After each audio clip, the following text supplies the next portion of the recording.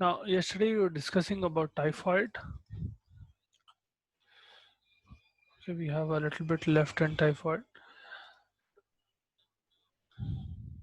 Typhoid, which I also told you, is called enteric fever. Now, this mainly happens when contaminated water or contaminated food is consumed by an individual, and specific bacteria, which are Salmonella typhi and Salmonella paratyphi, they enter your body and they'll specifically affect the lymphoid tissue and the Peyer's patches that are present in your ileum.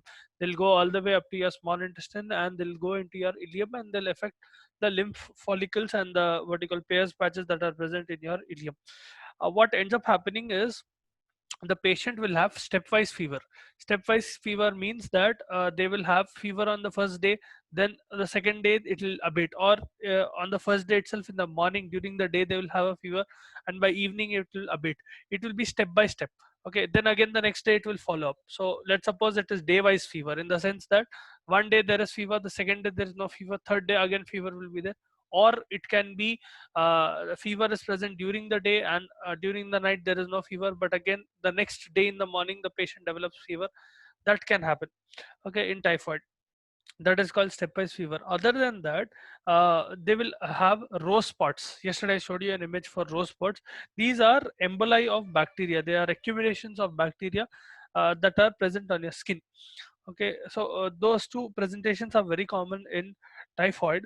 Now these what do you call bacteria can spread anywhere. Literally they will start spreading to your gallbladder, to your testes, to your liver, to your spleen, to all every which organ, and they will start causing inflammatory damage to each of the organ and basically causing infection and later on inflammation in those organs.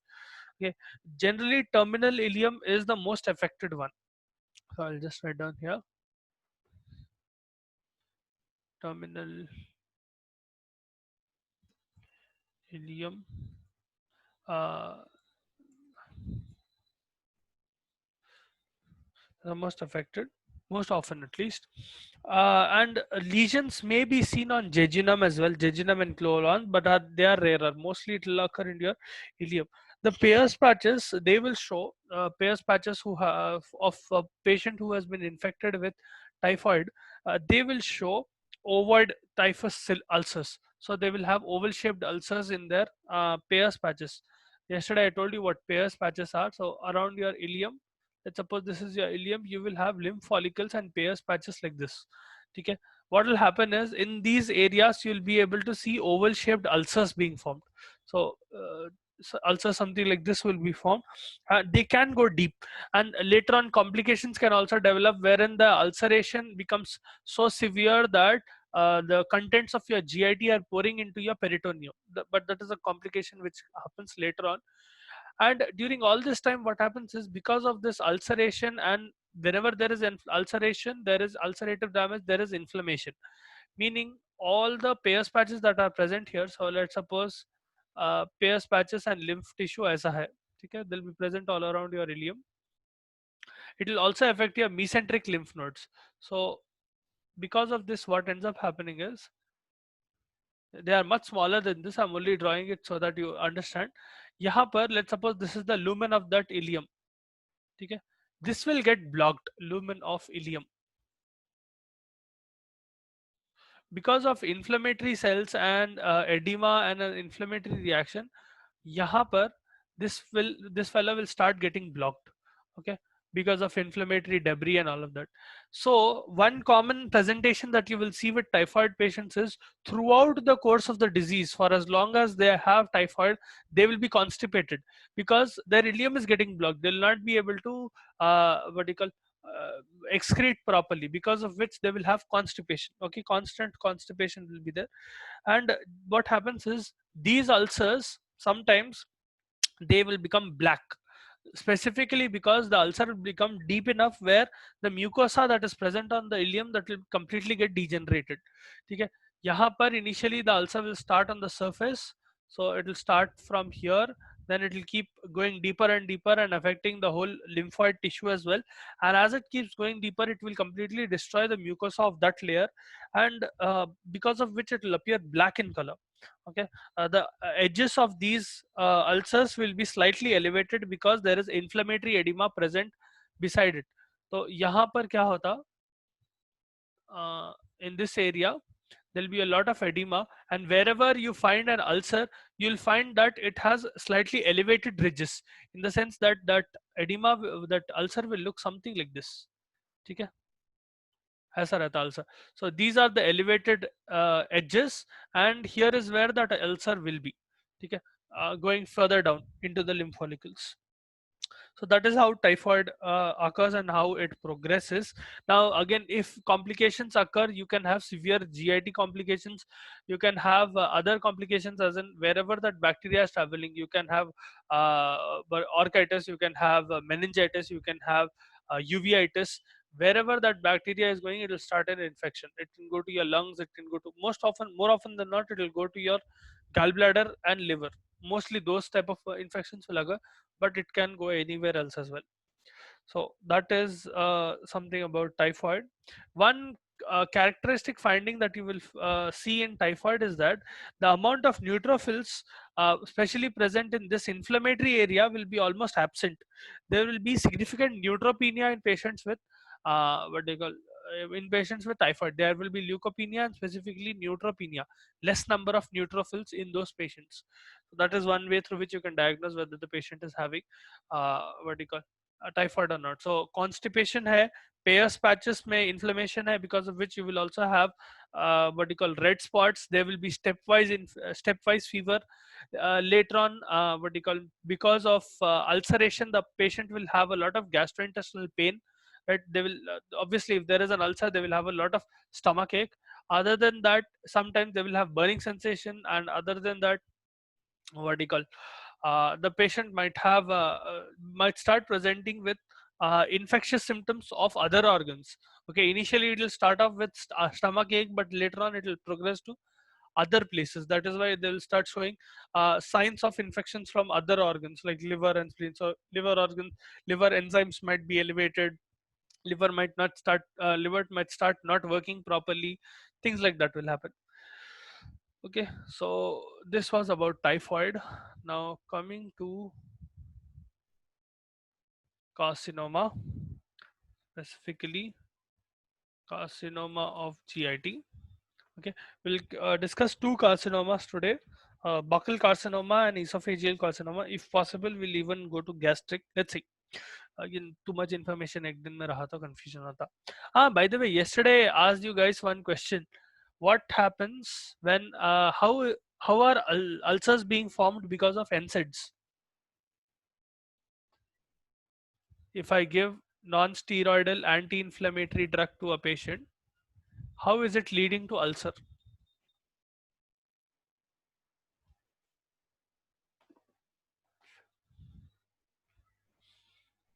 Hmm.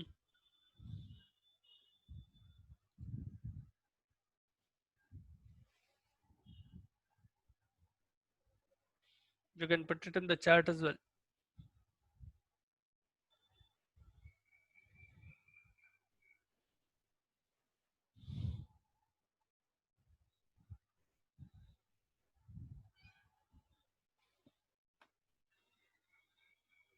Anjali?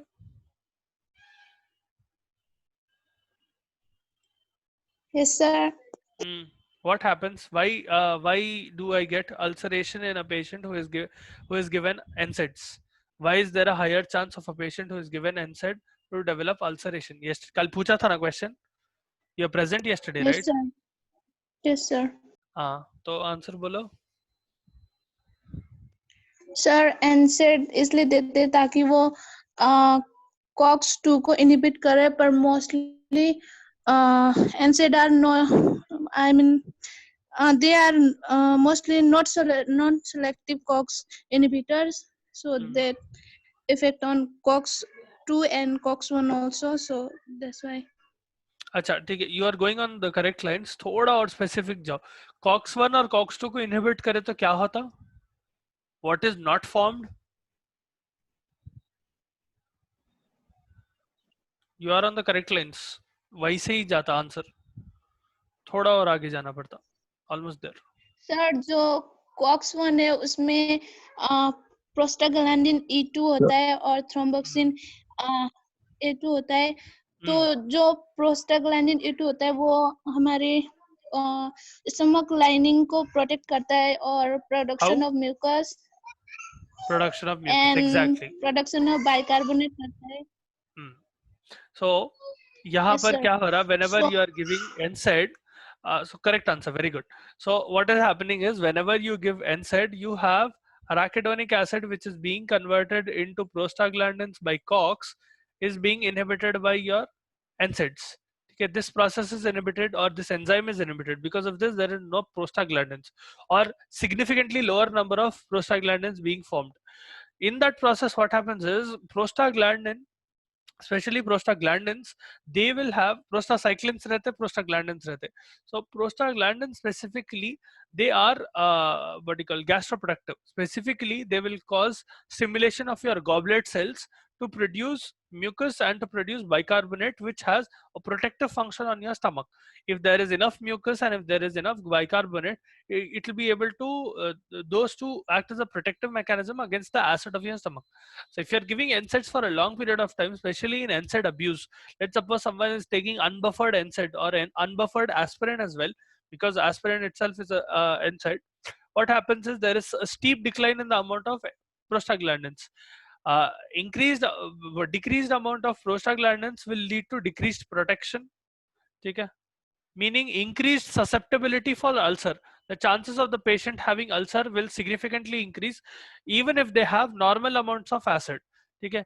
Uh, in a normal person, even if there is some amount of acid, they are being protected by it, by the mucosa, by the mucus layer and by bicarbonate. If you start giving NSAID in such a patient, even if they have normal amounts of acid, that protective coating is gone. Okay? Or at least it has become significantly weak, making the patient much more susceptible to ulcer. That is the answer. Okay, good Anjali. You guys need to study, नहीं तो थोड़ा थोड़ा तो भी पढ़ना पड़ता, नहीं तो मुश्किल होता बाद में बहुत. It will not magically appear in your brain.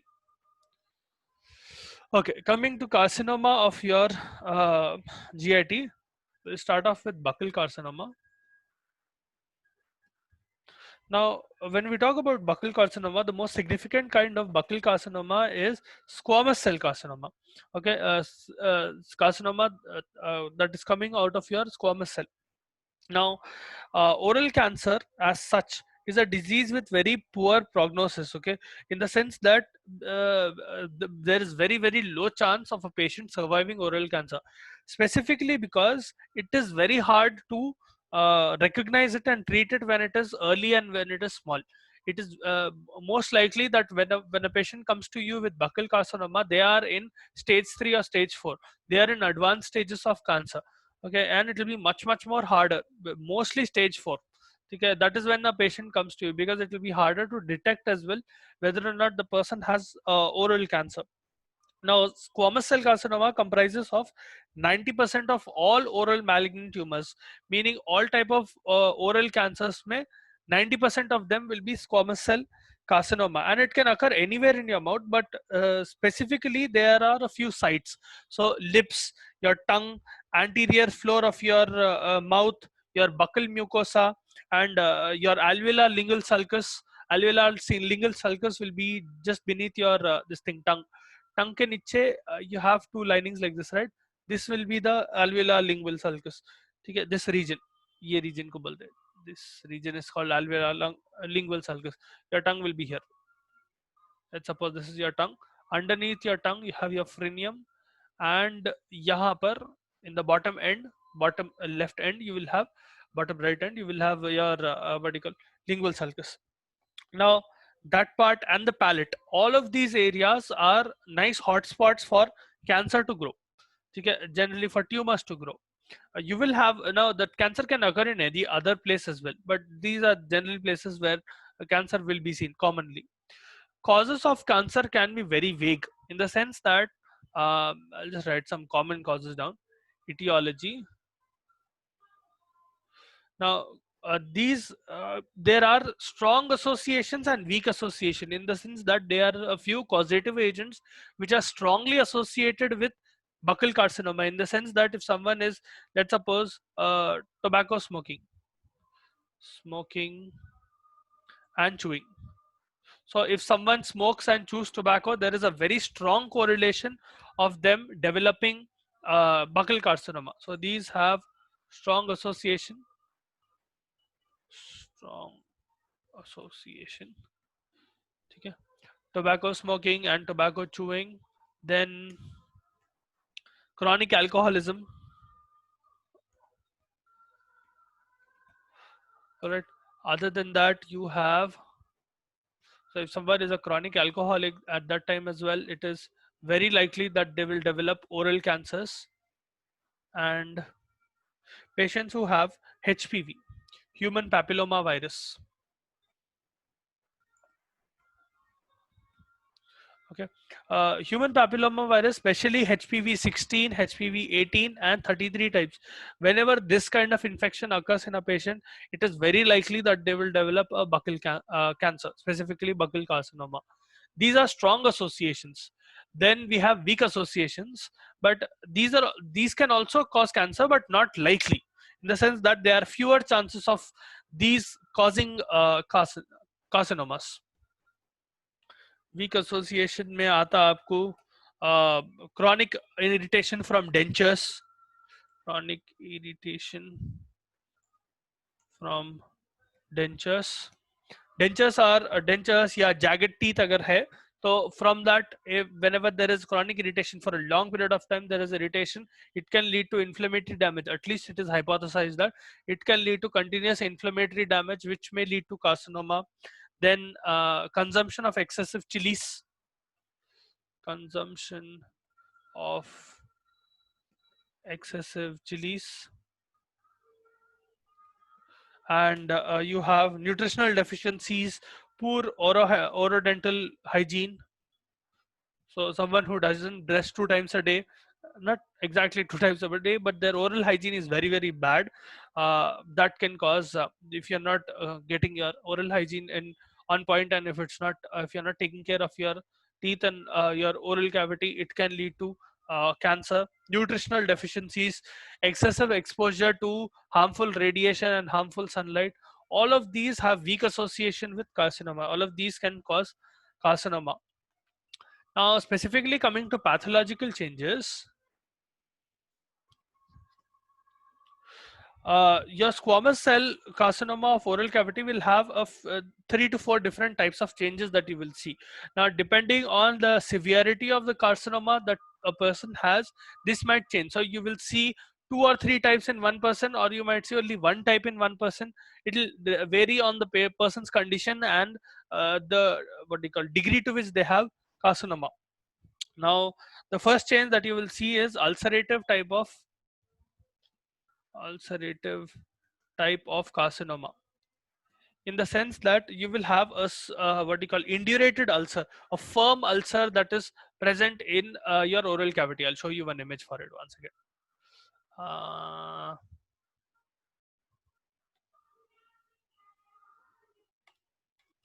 Yeah, no, I think this is a not that. One second, indurated ulcer. Yeah, this is one.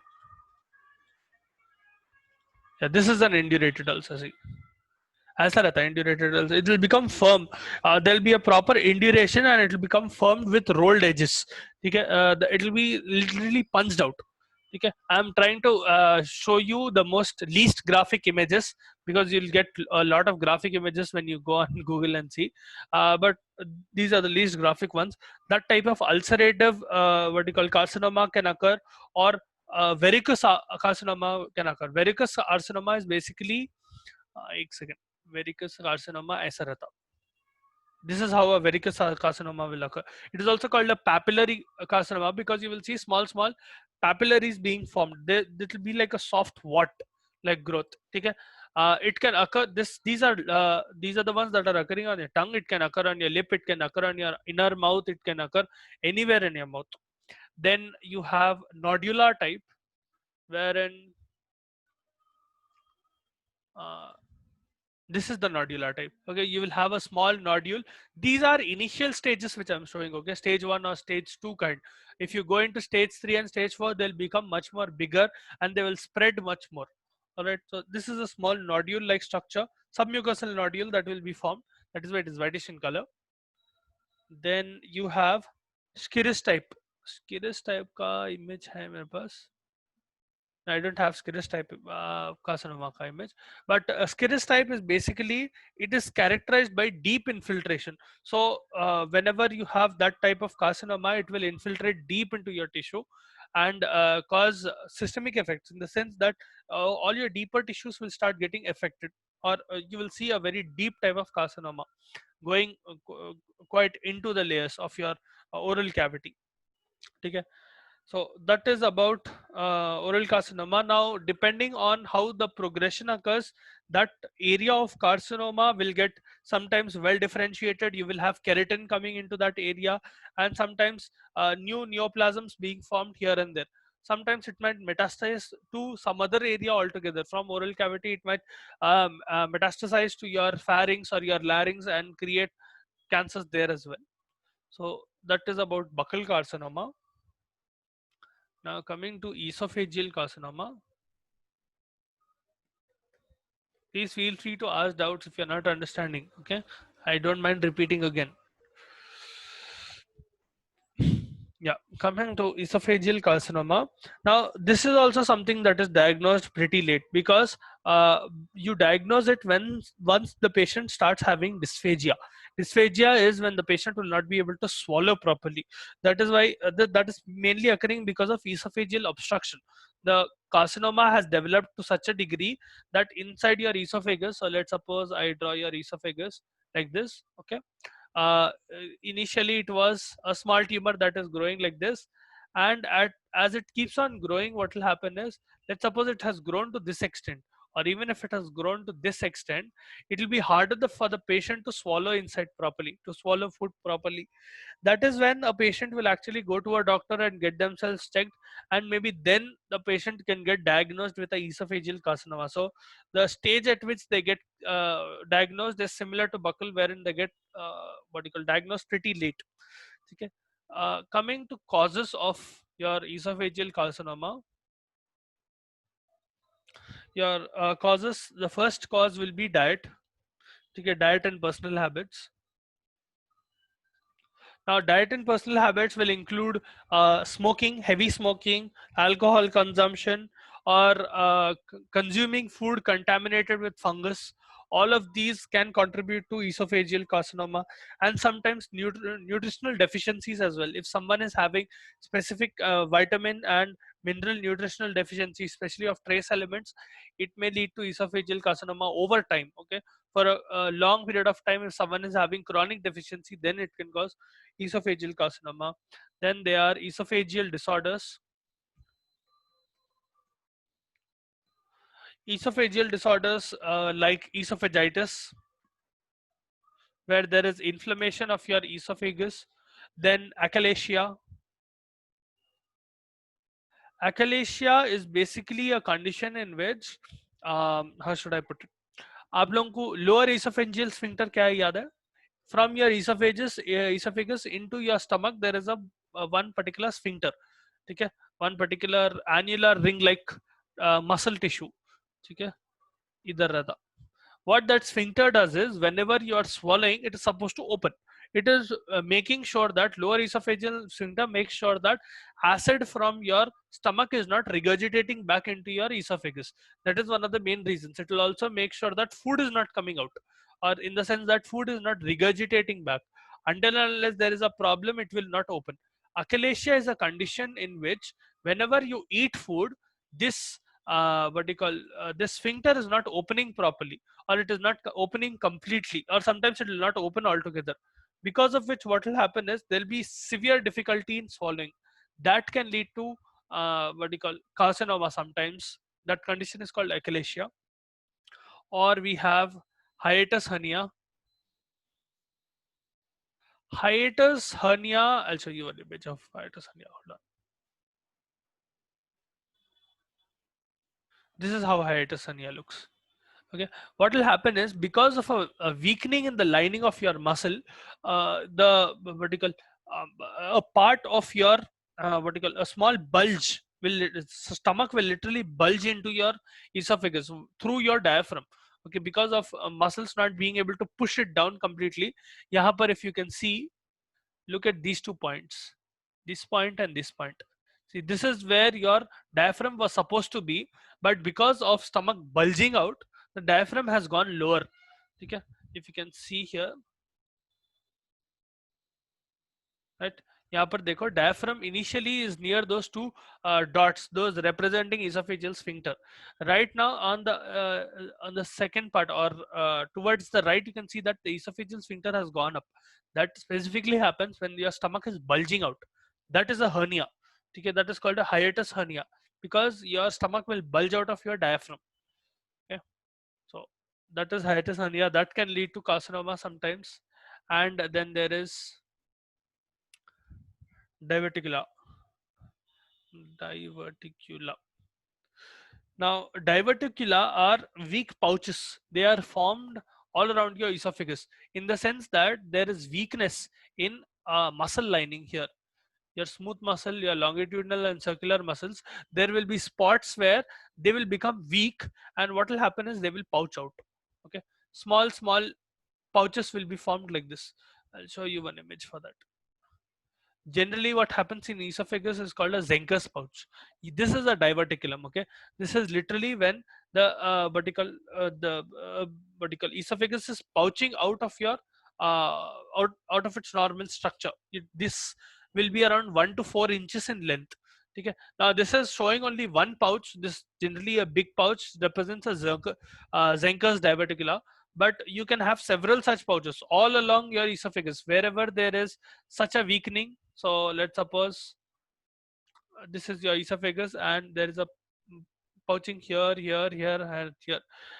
In these pouches, later on, vertical contents can get lodged, and later on infections can also occur. A lot of complications can occur from here, which in turn can lead to cancer. So all of these are causes for your esophageal cancer. Now, then there is another less strongly associated cause. Okay, they are categorized under other factors. So they will include, one was diet and personal habits, second was esophageal disorders, then third will be other factors.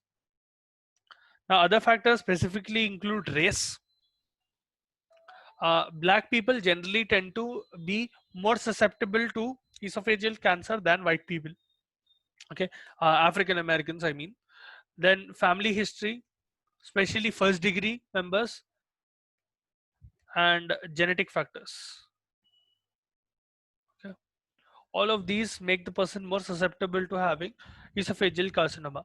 Now when we talk about pathological changes of what do you call carcinoma, or when we talk about pathological changes occurring in esophageal carcinoma, you have mainly two types of carcinoma that will occur in esophagus. One is squamous type, which is almost 90% of all what do you call esophageal cancers will be squamous origin. Okay, or they will develop from a squamous cell carcinoma, and these will develop generally in 60s and 70s. So the first type that you have is squamous cell carcinoma. Okay. This generally occurs in 60 to 70 years of age, and it is more common in men. So occurs in 60 to 70 years of age, and it is more common in men. Okay. Microscopically, if you see the cancer, what you'll be able to see is, you will see three types of what you call morphological features. You will be able to see a polyploid fungating type. So microscopically, what you will see is polyploid fungating type of carcinoma.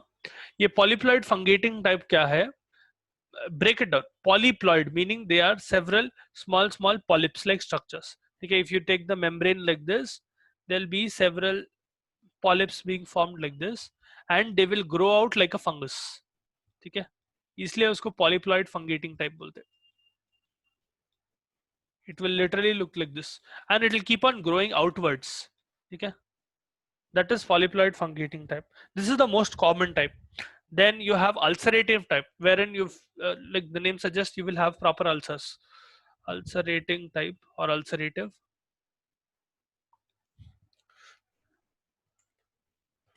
Ulcerating type of carcinomas. यहाँ पर it will look like a necrotic ulcer. So a proper necrotic ulcer will be formed here. I'll just put it in black.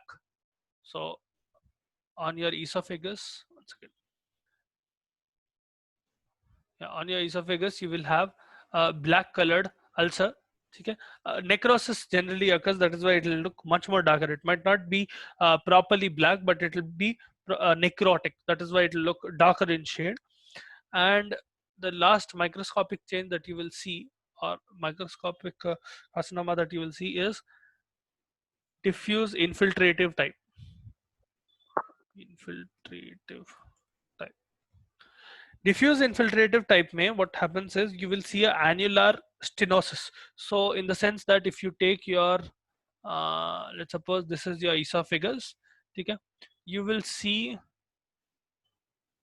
annular stenosis in the sense that a ring like stenosis will occur. Okay, those areas will become what you call cancerous, and the muscle near that area will not be able to how should I put it, it will undergo stenosis. Stenosis being it will not be able to open properly, or let me put it another way, it will not be able to close properly rather than open properly, sorry. So this sphincter, or this what you call carcinoma, will not let esophagus completely close properly. So that is one type of carcinoma occurs. Those are rarer. The most common type of carcinoma that you will see is polyploid fungative type, in the sense that let's suppose this is your esophagus. ये अगर esophagus है, so it will start off like this, then it will form small polyps, and it will keep growing. Okay, ऐसा it will keep growing out. I don't want to show you the image because it is very graphic. So hello, it will grow out like this. Okay, that is squamous cell carcinoma. Almost 90% of all esophageal carcinomas will be squamous type. Then you have the last 10% which are adenocarcinomas. Adenocarcinomas are those carcinomas, or they are the type of cancer that will grow from mucus cells or mucus producing cells. So that is an adenocarcinoma. Carcinoma. These will develop, or they will start from mucus producing cells. Now they will occur, they are only 10%. Okay, 90% of esophageal cancers will be squamous cell type. The rest 10% will be adenocarcinoma, rarer than what you call rarer than most of the types. Now यहाँ पर it will predominantly occur in 40s and 50s. That squamous cell carcinoma will occur slightly later in life. This will occur slightly earlier in 40s and 50s as well, and especially this will affect the lower and middle third of your what do you call esophagus. So if you take your esophagus like this, closer to the LES, so let's suppose this is your lower esophageal sphincter. Okay, if I divide your esophagus in three parts, first part, second part, and third part, this will mainly occur in these two parts. Okay, you will see adenocarcinoma in the lower third and the middle third of the esophagus, and the carcinoma that develops, it will be nodular, and it will be elevated mass. And nodular in the sense that it will make small nodules, like your polyploid fungating type. It will make small nodules, not as diffuse or not as big, but they will make nodules rather than big, not as many. Okay, nodules will develop later on as the carcinoma becomes more severe or the stage increases. These will become larger and they will metastasize to different areas. Okay, generally speaking, your adenocarcinoma of your esophagus has three patterns. It will show either intestinal type, or adenosquamous type, or adenocystic type. uh, Three ways through which your this nodule can develop. It will develop either like intestinal cells, or it can develop like adenosquamous tissue, or it can develop like a cyst, okay, where it is filled with a fluidic substance. That's the cystic type. So that is about adenocarcinoma. That completes our esophageal carcinoma. I hope you understood. Please feel free to ask doubts if you do have. You can stop me in the middle of the class as well.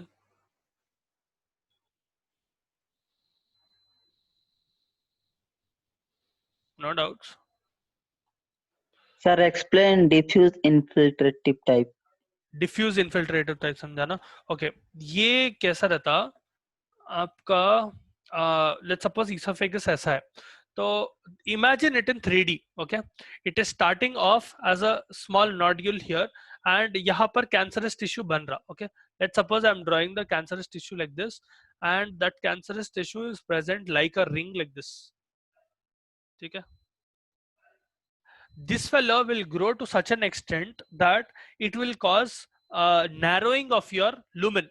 So because of this, what will happen is your lumen or your esophagus will literally look like this.